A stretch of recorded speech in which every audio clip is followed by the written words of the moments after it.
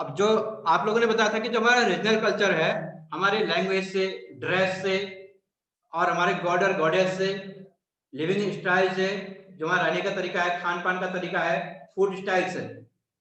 तो जैसे मैंने कहा था कि आजकल तो हमारा इंटरमिक्सिंग कल्चर हो गया है।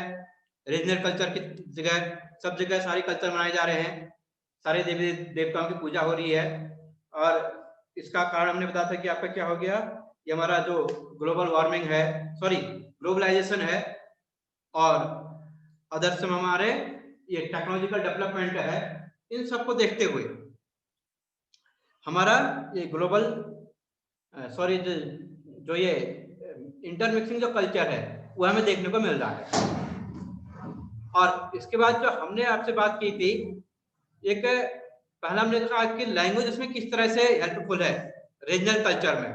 वहां पर हमने बात की थी आपके फर्स्ट टॉपिक में मलयालम लैंग्वेज की, जो चेरा किंगडम था केरल का, उसमें मलयालम लैंग्वेज वहां की लोकल लैंग्वेज है, वो वहां के कल्चर को डेवलप कर रही है, रीजनल कल्चर को। दूसरा हमारा टॉपिक था जगन्नाथ कल्ट वाला। जगन्नाथ कल्ट मतलब था कि जगन्नाथ जो भगवान है उसमें वो कैसे कैसे हेल्पफुल है हमारे उसमें लैंग्वेज के डेवलपमेंट में। तो वहां पर हमने कहा था कि जो वहाँ गॉड एंड गॉडेस हैं वो क्या है, जगन्नाथ जी को लोकल गॉड मानना है उन लोगों ने। तो वहां के जो पीपल हैं उनकी इमेजेस बनाया करते थे वुडन आर्टिकल्स पर, फर्नीचर पर। तो लोगों को क्या लगा कि इनके क्या है, ये लोकल देवी देवता है। तो लेकिन वो क्या है, जगन्नाथ का मतलब है कि पूरे जगत का वेलफेयर करने वाले, welfare of the whole world, ये माना गया है। तो जगन्नाथ विष्णु का इनकारनेशन माना गया, विष्णु का अवतार माना गया उनको। तो भगवान विष्णु को माना गया है जगन्नाथ को। तो उनका जो टेंपल है पुरी में है। तो वहां पर हमने भी बात की थी कि वहां पे जो किंग थे ये के अनंग बर्मन, तो उनने अपने आप को उनका क्या कहा था, जगन्नाथ का सबॉर्डिनेट कहा था, सहायक कहा था। कि उन्होंने कहा कि जगन्नाथ के बाद मैं हूं करके।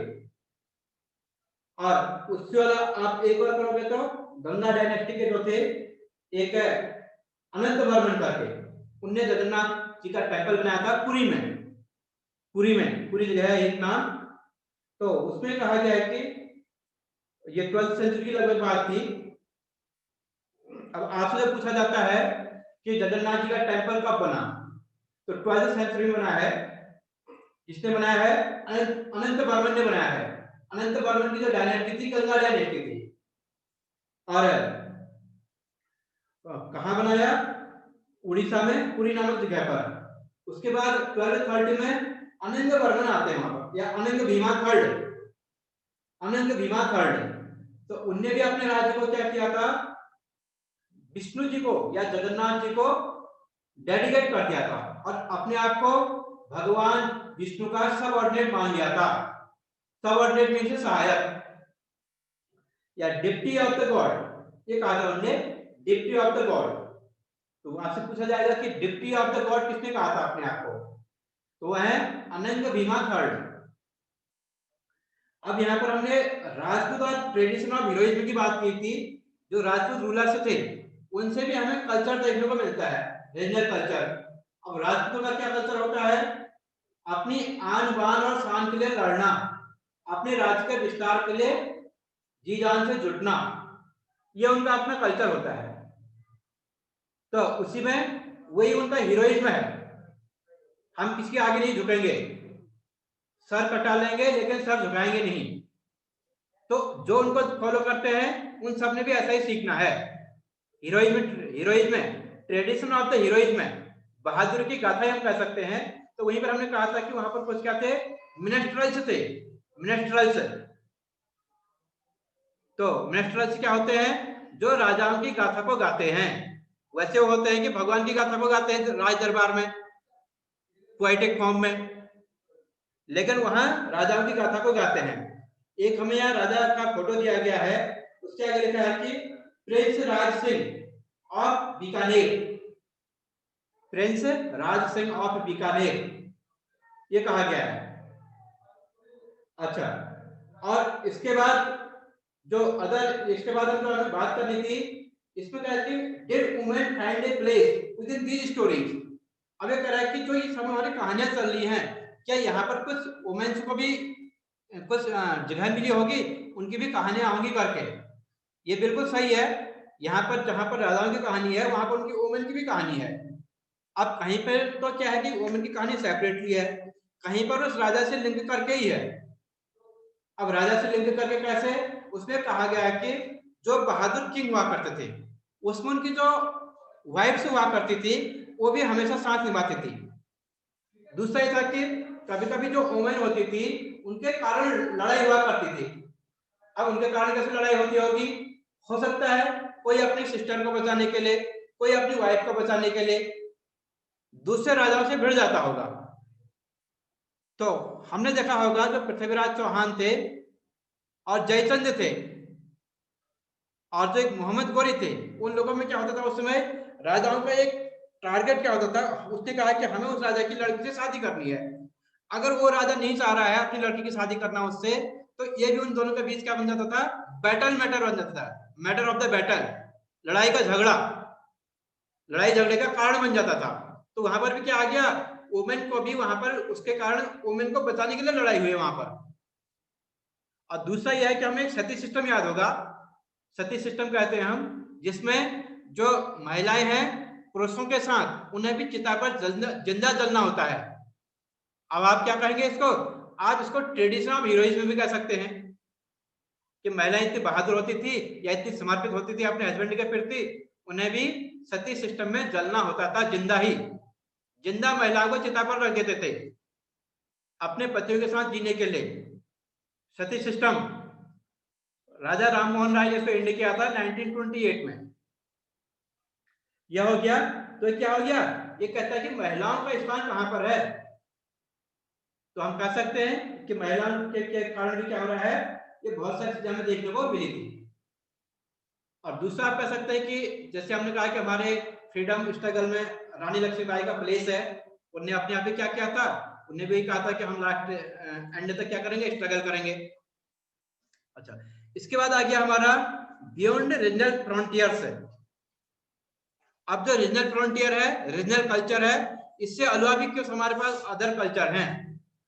एक हमारे पास आया है स्टोरी ऑफ कथक, कथक करके। अब कथक का मतलब है कि स्टोरी टेलर।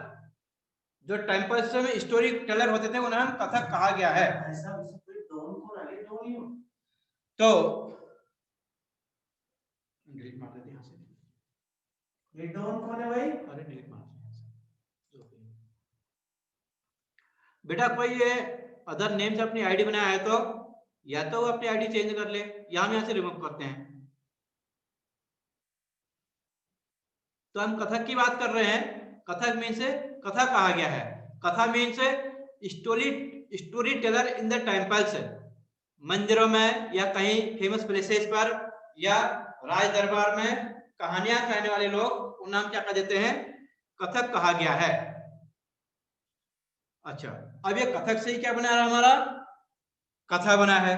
कथक से ही कथक भी बन जाता है। तो इसलिए कहा गया है कि दिस इज ड्रीव्ड फ्रॉम द कथा।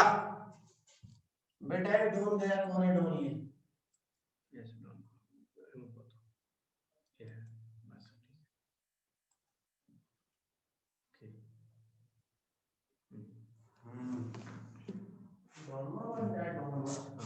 हर्षित। हाँ सर, कथक से कथकली। कथक से कथकली, वेरी गुड। हाँ, अभी कथक भी है एक। कथक है, कथक से कथा है। ये हमारे रीजनल क्लासिकल कल्चर है, क्लासिकल डांस है। हाँ वो सर डांस है।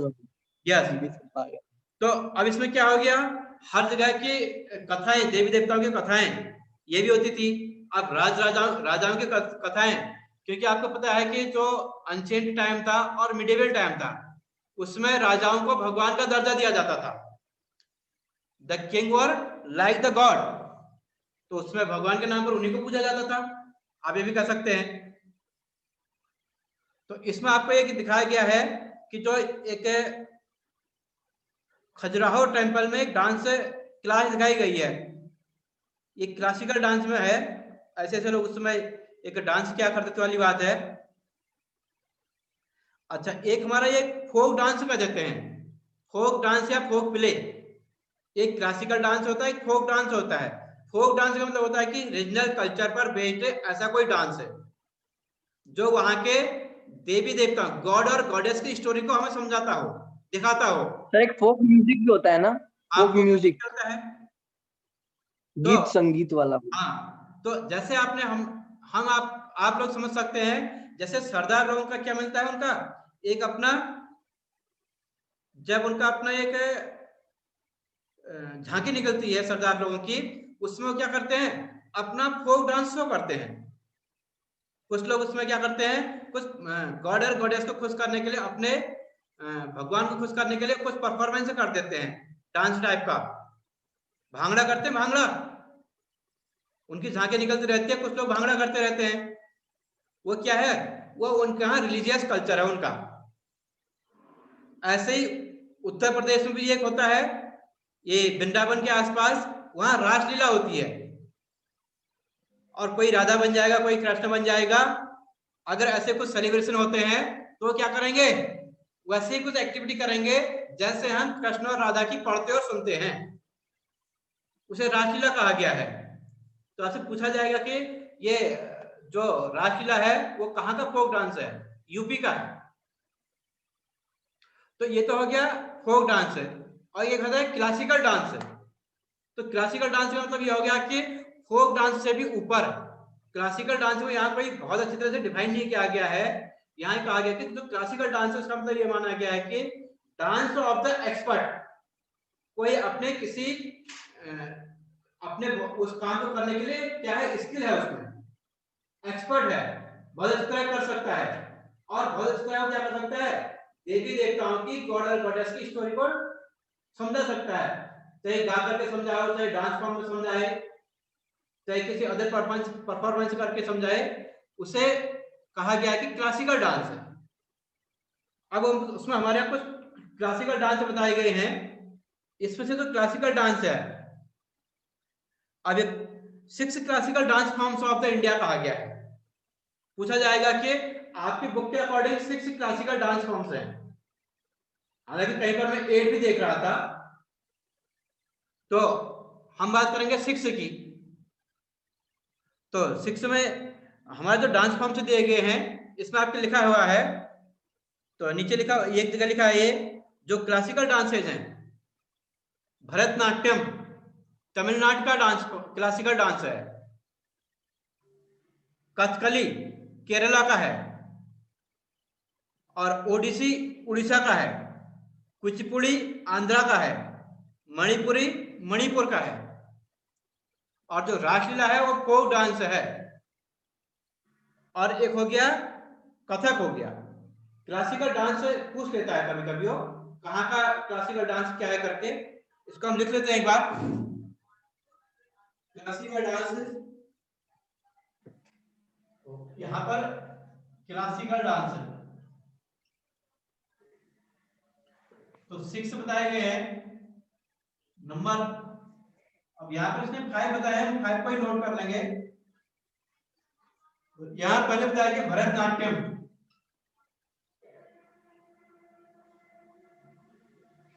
भरतनाट्यम यह तमिलनाडु। इसके बाद हमने कहा कि एक कुचिपुड़ी आंध्र प्रदेश, ओडिसी उड़ीसा, ओडिसी उड़ीसा, और कुचिपुड़ी कुचिपुड़ी आंध्र। एक लिखा है मणिपुरी, मणिपुरी, तो इनके आगे के स्टेट से लिख देते हैं, तमिलनाडु। हाँ, एक कथकली हम भूल रहे हैं, कथकली, तो कथकली यहाँ केरला लिखा है, और मणिपुरी मणिपुर का है, क्लासिकल डांस है, और कुचिपुड़ी है आंध्र प्रदेश का, आंध्र प्रदेश। देन ओडिसी है ओडिशा का,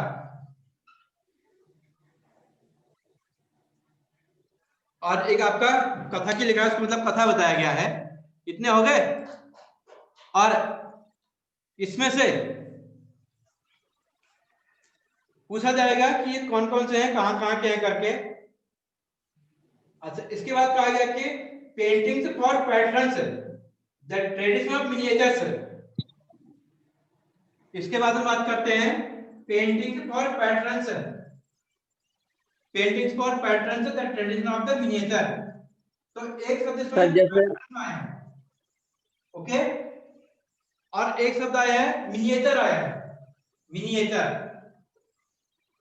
अब ये दोनों का ही मीनिंग आपसे पूछा जा सकता है।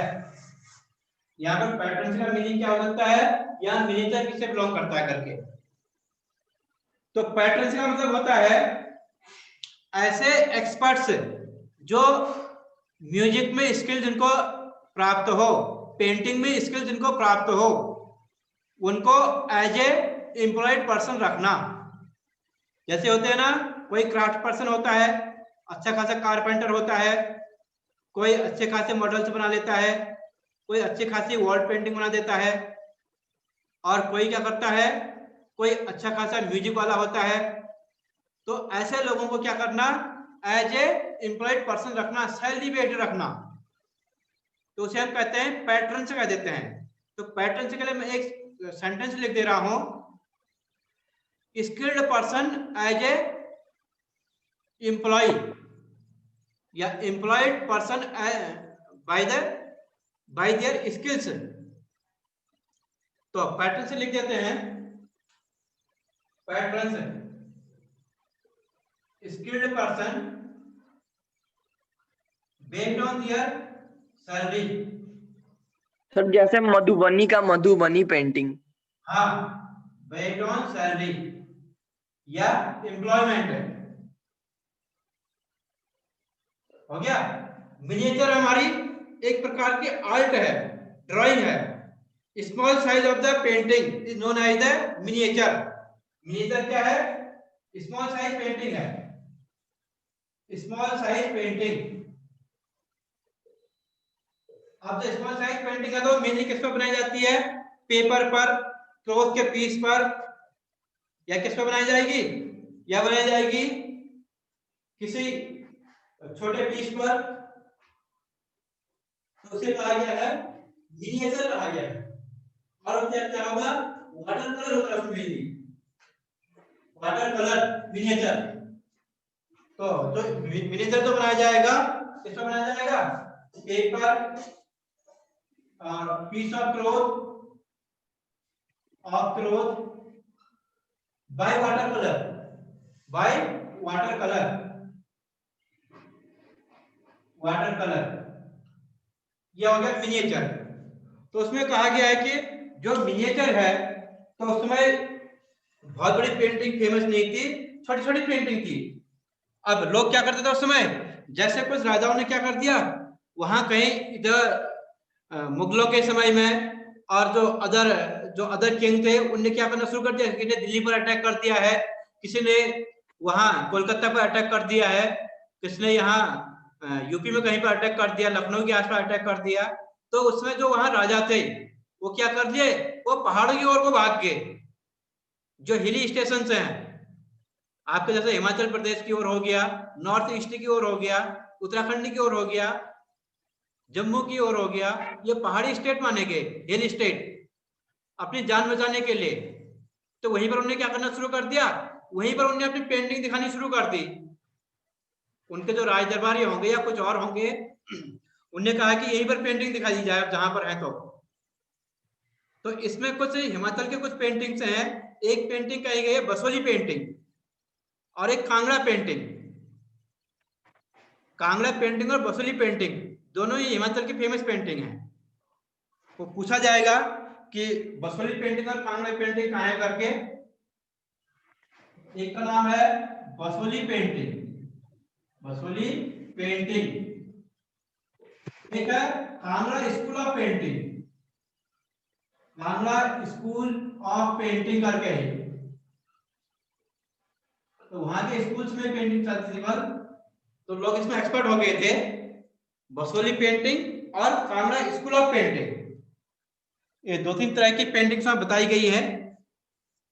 और जो मिनिएचर पेंटिंग है, आपको एक पिक्चर दिखाई गई है, फिगर नंबर 7 लिखा है आपकी बुक पर, Akbar resting during a Hunt, Mughal miniature. Akbar जब कोई लड़ाई के लिए जा रहे होंगे तो वहां पर एक क्या कर रहे थे, रेस्ट कर रहे थे, उसको किसी ने मिनिएचर पेंटिंग बना दिया, स्मॉल साइज पेंटिंग बना दी वाटर कलर पर। और उसके नीचे भी फिगर नंबर 8 में दिखाया गया है कि Maharana Ram Singh second playing Holi, Rajput miniature Kota. तो ये होली वाला एक सीन दिखाया गया है। और नीचे आपको दिखाया गया कि Krishna Radha and her companion, पहाड़ी मिनिएचर कांगड़ा। जब हम कांगड़ा पेंटिंग की बात कर रहे थे वो यहाँ पर बात हुई है।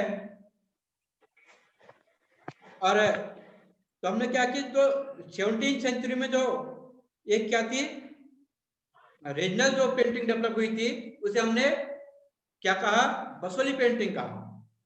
हाँ, और उसके बाद एक भानुदत्ता की रासमंजरी है, भानुदत्ता की रासमंजरी है बसोली पेंटिंग का एग्जाम्पल।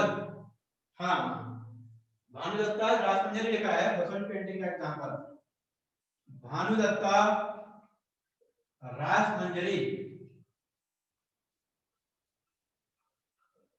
इसका एग्जाम्पल दिया गया है। और एक जो बसोली पेंटिंग है 17वीं सेंचुरी की बात की गई है। यह हो गया। अब एक बात कही गई है कि जो उस समय 2 घराने थे, एक जयपुर घराना कहा गया है, एक लखनऊ घराना। 2 घरानास के यहाँ पर बात की गई है। वो घराना आपसे पूछ सकता है कि वो घराना कौन कौन है करके, जयपुर का घराना और लखनऊ का घराना, जयपुर घराना और लखनऊ का घराना। अब लखनऊ घराने में बात की गई है, नादिर शाह की बात कही गई है। तो नादिर शाह ने भी लखनऊ घराना और जयपुर घराना, 2 घरानों की बात कही गई है। तो पूछा जाएगा कि कौन कौन से घराने हैं जिनकी यहाँ पर बात कही गई है करके। तो इसमें अच्छा, एक नादिर शाह ने दिल्ली पर अटैक किया था 1739 में, इसको थोड़ा आप याद रख लेना। Nadir Shah attacked on Delhi on 1739। तो इसका मतलब क्या हो गया, नादिर शाह ने दिल्ली पर अटैक किया तो वहां के जो ट्रेडिशनल रूलर्स थे, चाहे मुगल थे चाहे कोई और थे, वो तो कहते मुगल थे उस समय, वो भाग खड़े हुए, पहाड़ों में जाने लगे। वहां उन्हें अपनी पेंटिंग का विस्तार क्या होगा, वही पेंटिंग हमने क्या कहा, कांगड़ा पेंटिंग और बसोली पेंटिंग, यह हो गया। और इसके बाद जो हम नेक्स्ट डे बात करेंगे, बंगाल और पीर और टेम्पल्स। नेक्स्ट डे हमारा चैप्टर कंप्लीट हो जाएगा, closer look on the Bengal. तो इनकी बात करेंगे। तो Nadir Shah attacked on Delhi on 1739, ये वाला सेंटेंस आप याद रखना। Nadir Shah attacked on Delhi 1739।